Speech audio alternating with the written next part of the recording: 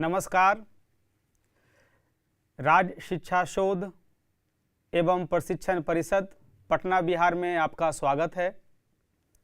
विद्यार्थीगण, पिछली कक्षाओं में हमने गति के प्रकार, पथ की लंबाई, विस्थापन, चाल, वेग तथा त्वरण, विभिन्न भौतिक राशियों के बारे में जाना था। अब भौतिक राशि हम किसे कहते हैं? तो भौतिक राशि भौतिकी में जिसे मापा जा सकता है, जिसे मेजर किया जा सकता है, उसे हम भौतिक राशि कहते हैं। आज हम लोग ग्राफीय प्रदर्शन करेंगे और ग्राफीय प्रदर्शन करने से पहले हम लोग पिछली कक्षाओं में पढ़े गए भौतिक राशियों को एक बार दोहरा लेते हैं। तो सबसे पहले हम लोग समझते हैं कि कभी कोई वस्तु गति में है, ये कब हम जानेंगे? तो है, यदि किसी वस्तु की स्थिति में समय के साथ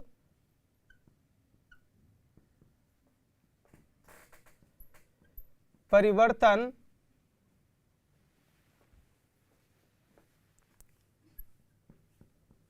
होता है तो हम कहते हैं कि वस्तु गतिमान है।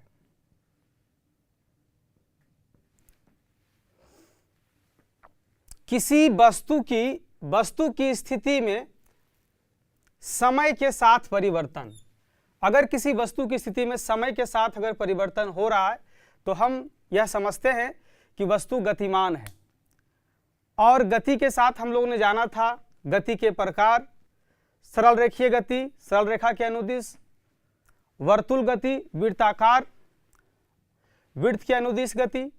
उसके बाद हम लोगों ने जाना था घूर्णन गति, कोई वस्तु अपने अक्ष पे जो है घूमती है। और फिर हमने जाना था आवर्ती गति, जिसमें हम लोग बात किए थे कि एक लोलक को हम लटकाते हैं और वो यहाँ से यहाँ तक जाती है, फिर वापस आती है। तो ये जो समय अंतराल है ये हमेशा बराबर रहता है। और उसके बाद हम लोगों ने पढ़ा था दूरी के बारे में। किसी वस्तु के द्वारा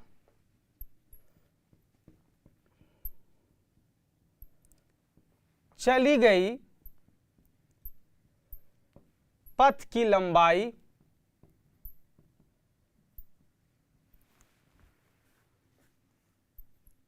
दूरी कहलाती है।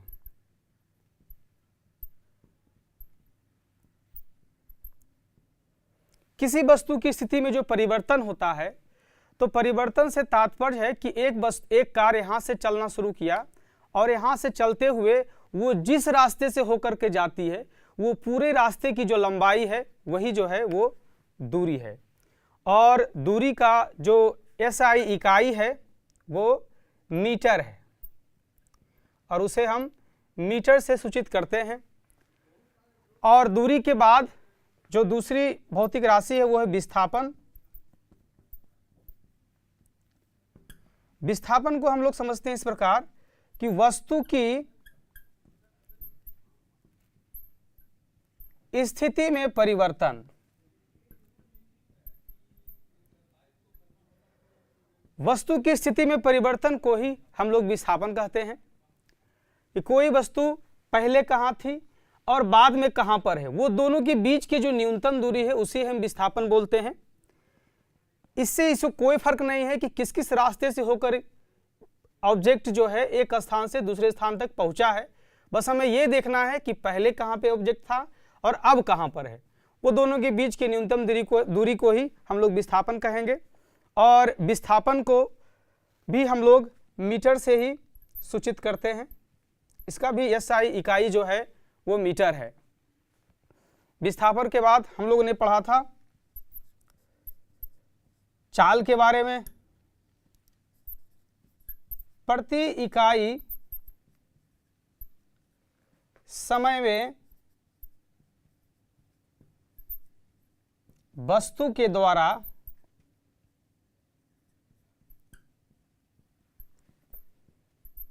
तय की गई दूरी।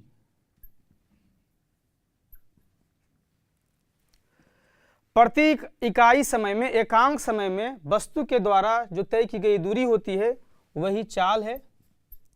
हम लोग लिखेंगे चाल बराबर दूरी बटा समय।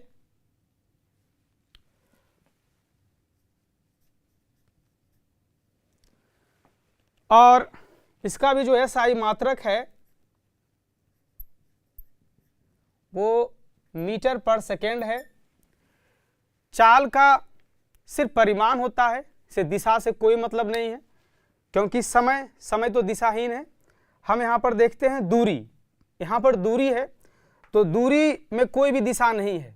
इस तरह से हमारी जो परिभाषा है चाल बराबर दूरी बटा समय, दूरी में भी दिशा से कोई मतलब नहीं है, समय को दिशा से मतलब नहीं है, इसलिए चाल जो पूरी तरह से है वो अदिश राशि है।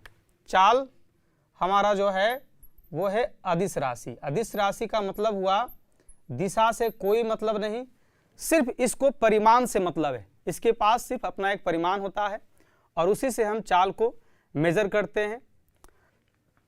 इसके बाद हम लोग वेग को देखते हैं।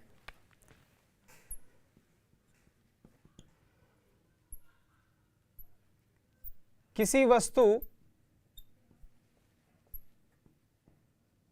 के द्वारा प्रति इकाई समय में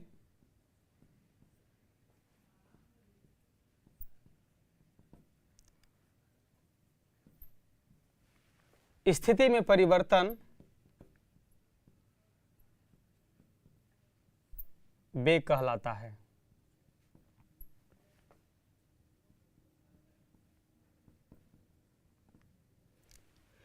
इसमें हमें ध्यान देने की बात है कि वस्तु की स्थिति में परिवर्तन पर ध्यान देना है कि पहले वस्तु कहाँ पे था और अब जो है वो कहाँ पर है। तो इस तरह से हम लोग देखते हैं वेग बराबर क्या होगा, विस्थापन बटा समय। प्रति इकाई समय में वस्तु के स्थिति में क्या परिवर्तन होता है, अगर उसको हम लोग मेजर करते हैं, उसको अगर मापते हैं तो उससे हमें वेग मिलता है। और इसका भी जो SI इकाई है वो मीटर पर सेकेंड है। और ये सदिश राशि है क्योंकि इसमें दिशा है, और दिशा कैसे आया, ये विस्थापन को लेकर के, विस्थापन के पास दिशा है, इसलिए ये जो वेग जो है वो सदिश राशि है। इस प्रकार हम दोनों में अंतर भी कर सकते हैं कि चाल और वेग में क्या अंतर है। तो चाल अदिश राशि है जबकि वेग सदिश राशि है। चाल की जो परिभाषा है वो क्या है, दूरी बटा समय, जबकि वेग की जो परिभाषा है वो है विस्थापन बटा समय। चाल जो है हमेशा धनात्मक होती है जबकि वेग धनात्मक, ऋणात्मक तथा शून्य, ये तीनों हो सकती है। और ये किस लिए हो रही है, विस्थापन को लेकर। जब विस्थापन धनात्मक होगा तो वेग धनात्मक होगा, जब विस्थापन ऋणात्मक होगा तो वेग ऋणात्मक होगा, जब विस्थापन शून्य होगा तो वेग क्या होगा, शून्य होगा। इसके बाद हम लोग त्वरण देखते हैं। प्रति इकाई समय में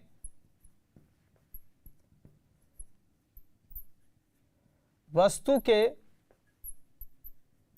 वेग में परिवर्तन त्वरण कहलाता है। एकांक समय में वेग में जो परिवर्तन हुआ उसे ही हम त्वरण बोलते हैं।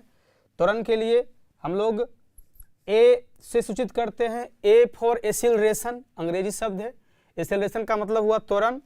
और हम लोग कल देखे थे v जो है वेलोसिटी के लिए है v माइनस यू, u जो है इनिशियल वेलोसिटी यानी कि प्रारंभिक वेग। u हम लोग कल बात किए थे वो इनिटियम से u आया है और ये v माइनस यू हो गया।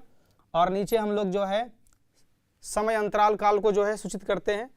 तो a बराबर हो गया v minus you by T.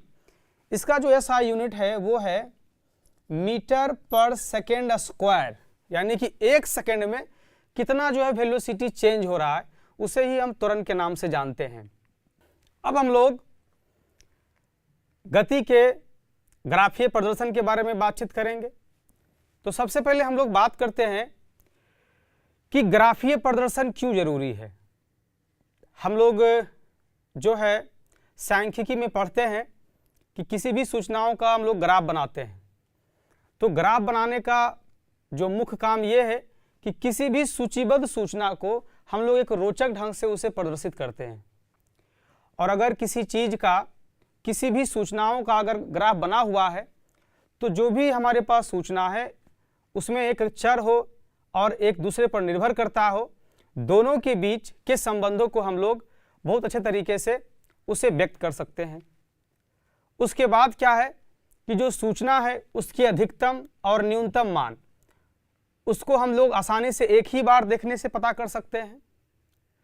उसके बीच के मानों को भी हम लोग निकाल सकते हैं और ग्राफ के माध्यम से कम समय में बहुत सारी सूचनाओं को एक बार में ही हम लोग प्राप्त कर सकते हैं। तो इसका एक हम उदाहरण लेते हैं कि एक खिलाड़ी के द्वारा विभिन्न ओवर में बनाए गए रन का ये ग्राफ है। यहाँ पे ये 0 है और इधर हम लिखते हैं ओवर नीचे में, और ऊपर में जो है रन है 5, 10, 15 और 20। तो एक खिलाड़ी के द्वारा एक ओवर में 4 रन बनाया गया, दूसरे ओवर में 8 रन और तीसरे ओवर में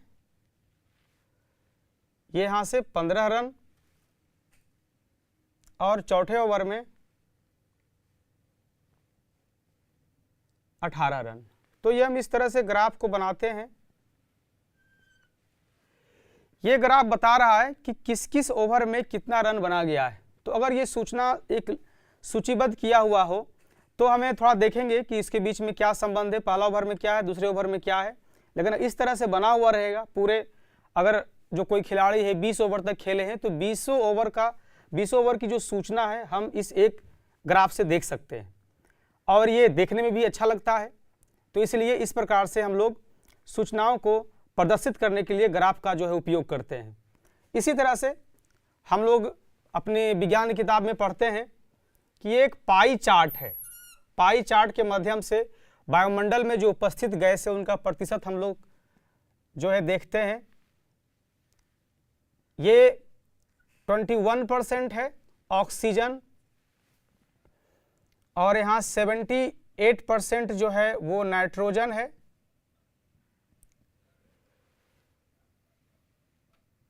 और कुछ परसेंटेज में जो है अन्य गैसें हैं।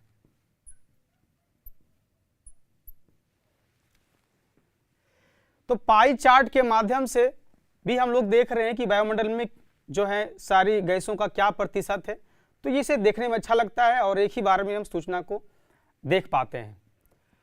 अब हम इसको किस लिए पढ़ रहे हैं? हमें भी ग्राफ की आवश्यकता है। दूरी और समय के बीच को संबंधों को हम लोग को देखना है, समय और वेग के बीच के संबंधों को हम लोग को देखना है। फिर उसके संबंध को के बाद हम लोग जो है कुछ फॉर्मूलाज को देखेंगे। तो सबसे पहले हम लोग एक ग्राफ का प्रारूप को देखते हैं, उसके बाद हम लोग विभिन्न भौतिक राशियों के बीच के ग्राफों को बनाएंगे। तो ग्राफ का प्रारूप कुछ इस प्रकार होता है।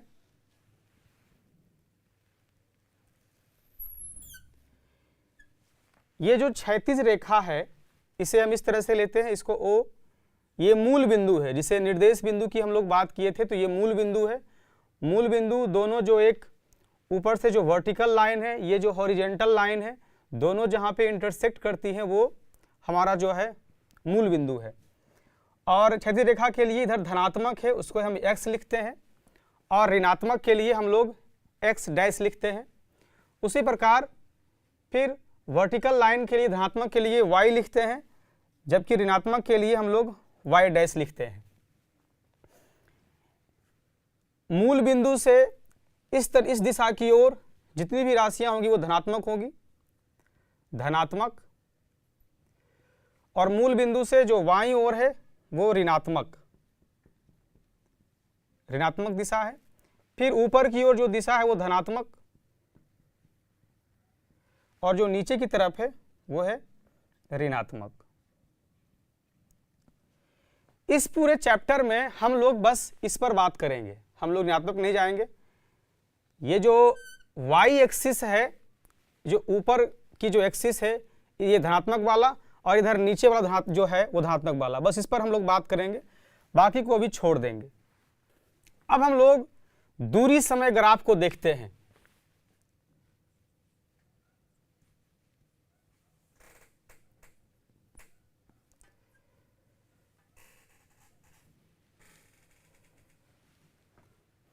तो एक कार के द्वारा जो तय की गई दूरी है,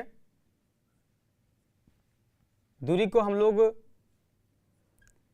S से सूचित करते हैं। S का मतलब एक जो है ये लैटिन वर्ड है अस्पेटियम, अस्पेटियम बोलेंगे इसे, और ये स्पेटियम का मतलब हुआ स्थान या जगह। एक स्थान से दूसरे स्थान तक की दूरी को हम लोग जो है स्पेटियम बोलते हैं, इसलिए हम दूरी को हमेशा S से सूचित करेंगे। और एक तरफ है समय, समय के लिए हम T सूचित करते हैं, और दूरी को जब भी हम लोग लिखेंगे तो लिखेंगे मीटर में, और सेकंड को लिखेंगे, समय को लिखेंगे सेकंड के रूप में। तो एक कार के द्वारा 0 सेकंड में 0 मीटर, और 1 सेकंड में 10 मीटर, 2 सेकंड में 20 मीटर, 3 सेकंड में 30 मीटर, 4 सेकंड में 40 मीटर, और 5 सेकंड में 50 मीटर। ये एक कार के द्वारा तय की गई दूरी है, और इसी का हम लोग ग्राफ बनाएंगे। तो ग्राफ बनाते समय हमें विभिन्न बातों को ध्यान में रखना होता है। सबसे पहली बात कि जो ये दूरी या समय दिया गया है, इसके न्यूनतम और अधिकतम मान के बीच का अंतर इस तरह से हो ताकि वो पूरे ग्राफ में आ सके। दूरी के लिए भी हम लोग देखेंगे 0 से लेकर 50 तक दिया हुआ है, तो 50 घटाव 0 50 आएगा। तो दूरी को जब भी हम सूचित करेंगे वो ऊर्ध्वाधर जो रेखा होती है, जो वर्टिकल लाइन है, उसमें हम देखेंगे। तो जब हम इस ग्राफ को बनाएंगे तो हमें ध्यान देना है कि हमारे पास ये पूरा इतना बड़ा जो है पेज है, ये पूरा पेज आ जाने से हम उसे बेहतर ढंग से जो है रिप्रेजेंट कर सकते हैं। तो ये 50 से लेकर के 0 से 50 है, तो इतना ही बड़ा लाइन में हमें सभी को सूचित करना है, तो ये ध्यान रखना होगा। समय के लिए 0 से 5 तक है, तो इतना दूर में इसको जो है रिप्रेजेंट करना है। ये अगर ध्यान में रहेगा तो हमारा ग्राफ ठीक ढंग से बनेगा। ये मूल बिंदु है, निर्देश बिंदु, यहीं से हम ऑब्जर्व करेंगे कि दूरी क्या है और समय क्या है। तो ये पहले हम वर्टिकल लाइन, ये y एक्सिस हो गया, और ये हॉरिजॉन्टल लाइन जिसको क्षैतिज रेखा बोलते हैं, ये हमारे जो है x एक्सिस हो गया। अब इसको बनाने के लिए हम लोग को पैमाना भी देखना होगा। पैमाना का मतलब है कि जब हम समय को सूचित कर रहे हैं, तो अगर हम 1 सेकेंड लेते हैं, यहाँ अगर ले रहे हैं 1 सेकेंड, तो ये 1 सेकेंड की दूरी क्या होगी? तो समय के लिए हम लोग यहाँ पर लेंगे 5 सेंटीमीटर बराबर 1 सेकेंड। संभवतः यह यहाँ तक 5 सेंटीमीटर होगा, और इसके लिए हम लोगों ने कितना लिया है? 1 सेकेंड। समय 5 सेंटीमीटर के लिए 1 सेकेंड। उसी तरह से हम लोग दूरी के लिए लेंगे एक पैमाना, 5 सेंटीमीटर के लिए हम लोग लेते हैं 10 मीटर। ये पैमाना मेरे द्वारा लिखा जा रहा है। पैमाना के आधार पर ही हम ग्राफ बनाएंगे। अगर हमारे पास कोई ग्राफ कॉपी है तो ये पैमाना पहले निश्चित कर लेंगे, उसके बाद ही ग्राफ बनाएंगे। और ये जो पैमाना है ये निर्भर करता है हमारा जो है अधिकतम और न्यूनतम दूरी के बीच की दूरी। समय का भी वही है, अधिकतम और न्यूनतम जो हम देख लेंगे उसके बाद उसे सूचित करेंगे। तो यहाँ पर समय कितना हो गया, 5 सेंटीमीटर के लिए 1 सेकेंड, यहाँ लिखते हैं नीचे में समय को सूचित करते हैं हम लोग सेकेंड में। उसी तरह से यहाँ पे हम लोग दूरी को सूचित करेंगे मीटर से।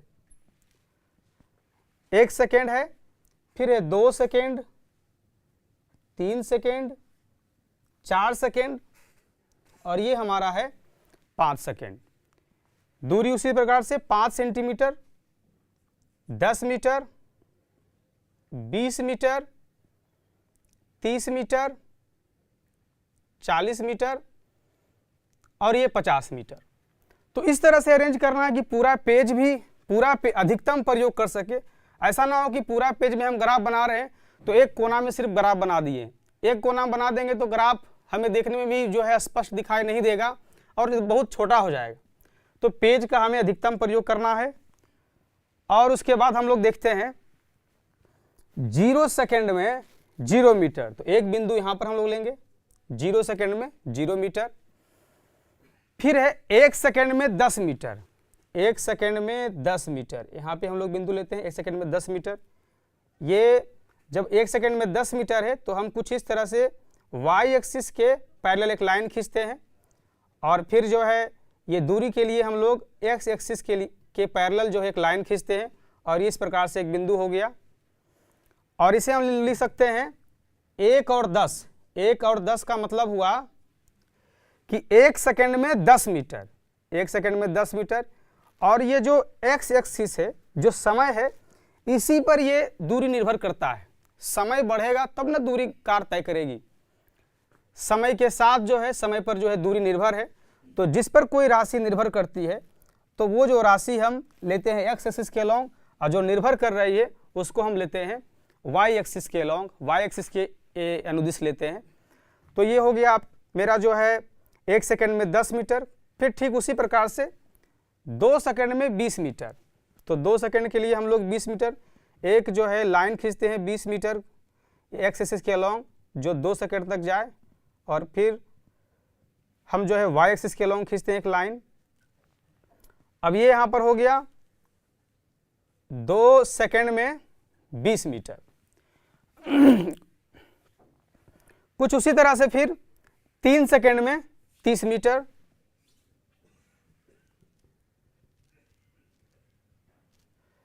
3 सेकेंड में 30 मीटर, फिर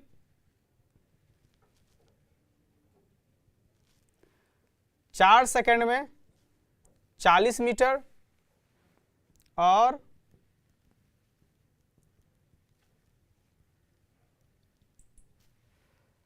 5 सेकेंड में 50 मीटर। अब इन सारी रेखाओं को हम लोग मिला देते हैं।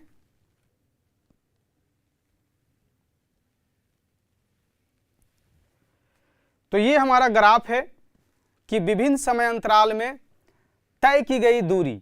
तो अगर इस ग्राफ पर हम लोग ध्यान देंगे तो समय अंतराल जो है वो फिक्स्ड है, निश्चित है, वो 1 सेकेंड है, समान है। और फिर दूरी भी जो है हर एक सेकेंड में 10-10 मीटर की दूरी तय की जा रही है। तो ये क्या हो गया, ये किस प्रकार की गति हो गई, एक समान गति।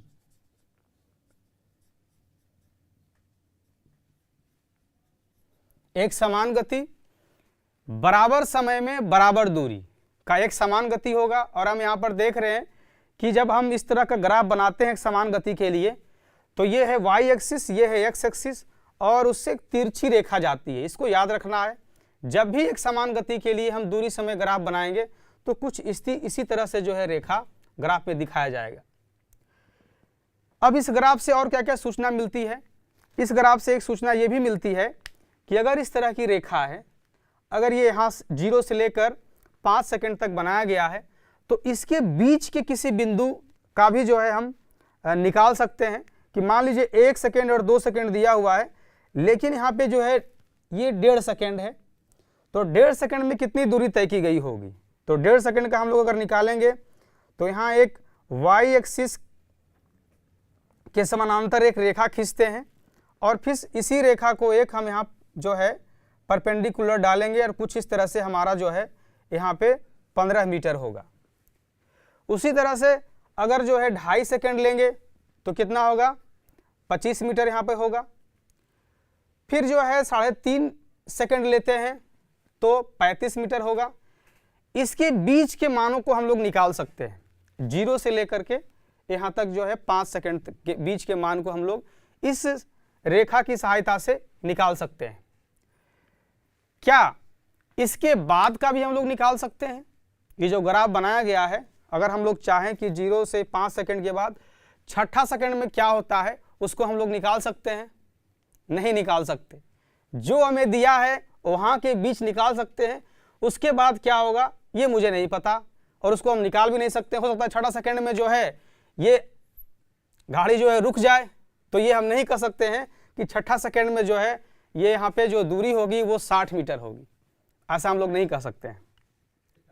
इस प्रकार से आज हम लोग ने जाना गति के बारे में, गति के प्रकार, पथ लंबाई, विस्थापन, चाल, वेग, त्वरण और इन भौतिक राशियों का ग्राफिक प्रदर्शन।